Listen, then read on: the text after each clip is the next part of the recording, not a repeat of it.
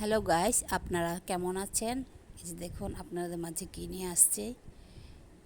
কে কী বলেন এগুলো ছোটো শামুককে আমি কিন্তু এগুলোকে গুগলি বলি, বা আমাদের ভাষায় এগুলোকে রকয় বলে, আমরা সাঁওতাল। দেখুন প্রথমে বন্ধুরা আমি তেল দিলাম, তেল দেওয়ার পর পেঁয়াজ দিয়েছি। পেঁয়াজ একটু ভেজে নেওয়ার পর একটু লবণ দেব, তাহলে পেঁয়াজগুলো ভালো করে ভাজবে।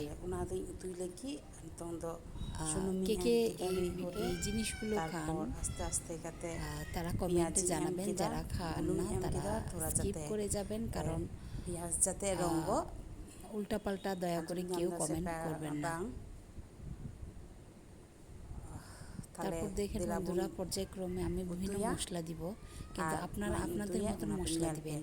স্বাদ কিন্তু একই রকম হবে, অনেক ভালো হবে। আপনারা দেখুন, দেখতে থাকুন। দেখেন বন্ধুরা, প্রথমে আমি হলুদ দিয়েছি। হলুদ দেওয়ার পর পর্যায়ক্রমে আমি মরিচ দেব। মরিচ আপনারা আপনাদের মতো করে দিবেন। আমাদের বাড়িতে ছোট বাচ্চা আছে, আমার দুটো বাচ্চা আছে, ওরা মরিচ খেতে পারে না। তারপর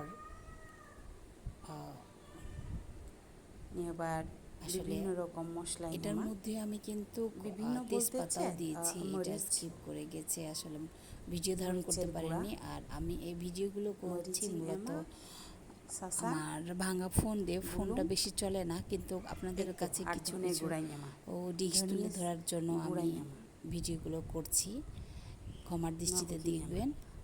আর এই যে আলু দেখছেন, আর এই যে দেখেন গুগলি, যেটা ওগুলো আমি আগে ভেজে রেখেছি। বন্ধুরা আপনারাও ভাজবেন। এই যে ফাইনালি দেখেন আমি করে দিয়েছি।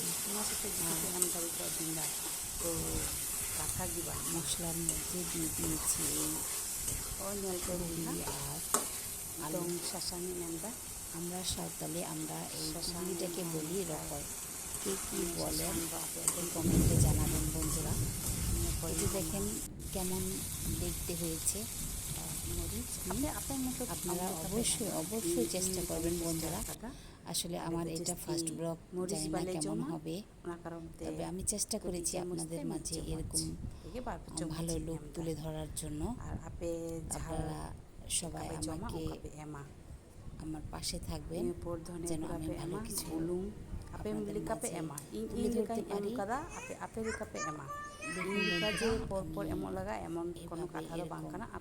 মজাদার জিনিস বানিয়েছি।